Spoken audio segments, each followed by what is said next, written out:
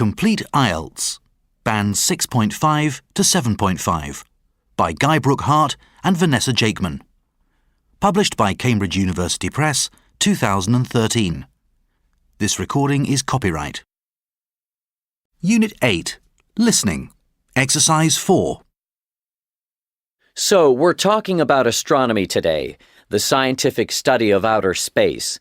And I'm going to start by saying a bit about telescopes and then move on to look at some key features of amateur astronomy.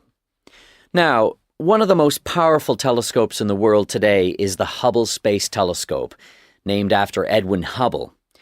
And it's become rather symbolic in many ways, and that's quite appropriate really, because, in the early days, it was instruments, and particularly telescopes, that kicked off what was known as the scientific revolution.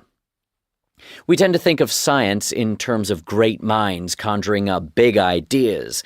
We think of books. But in the field of science, instruments have always been more important. And of course, it was the Italian astronomer Galileo who started us stargazing. He didn't come up with the world's first telescope, but he was the first scientist to add a lens to his telescope that magnified things in the sky enough to be able to study them. Until this time, scientists had been looking at objects on the Earth, but suddenly, the skies held a much greater fascination for people. He said it best when he declared that his telescopes revealed the invisible. That was in the first part of the 17th century. Photography took longer to come about, so only artists were able to capture the celestial images seen in those days. We had to wait a further nearly 200 years until 1839 for John William Draper, a chemistry professor, to produce the first recorded moon photograph, which looks like this. Black and white, of course. Since that time, humans have built bigger, better, more powerful telescopes, and what can be seen through these in the present day is, truly amazing. Millions of pictures have appeared in magazines, books, on TV, and on the internet. Most professional astronomers don't care if the end result is beautiful. What they really want is research data. That's their main objective. But when the device capturing a distant star or galaxy is the Hubble Space Telescope, or a large telescope housed in a mountaintop observatory, the result usually appears spectacular as well. Now, amateur astronomers often have a different objective. Many want nothing more than to capture a scene that will dazzle viewers. They aim to photograph things never seen before, like this beautiful solar eclipse that was captured in Greece, or this incredible image of the moon with a plane crossing it. But, needless to say, they've also made a great contribution to furthering astronomical research, and they do get their photographs and findings published in astronomy journals. So let's have a look at what amateurs can contribute.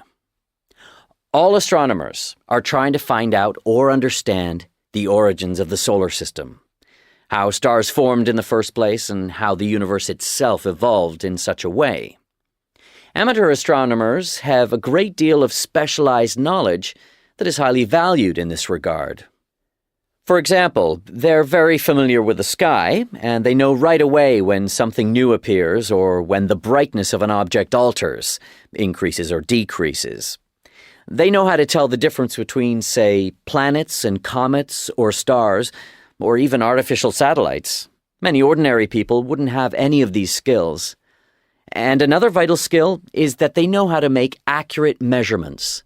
Knowing the distance of one object from another, or from Earth, for example, is essential information if you want to make a valuable contribution to astrophysics.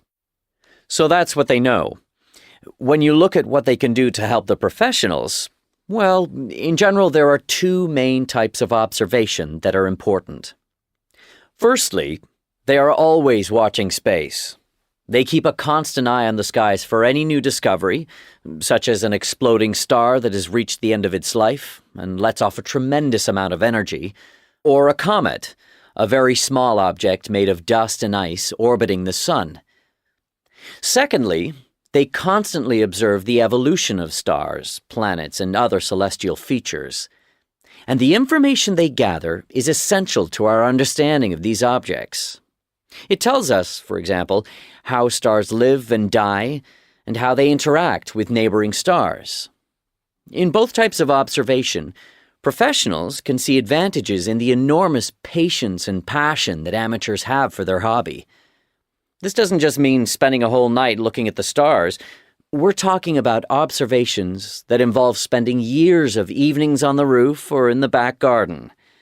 It's not possible for professional astronomers to undertake these long-term studies or to spend huge amounts of time observing a single object.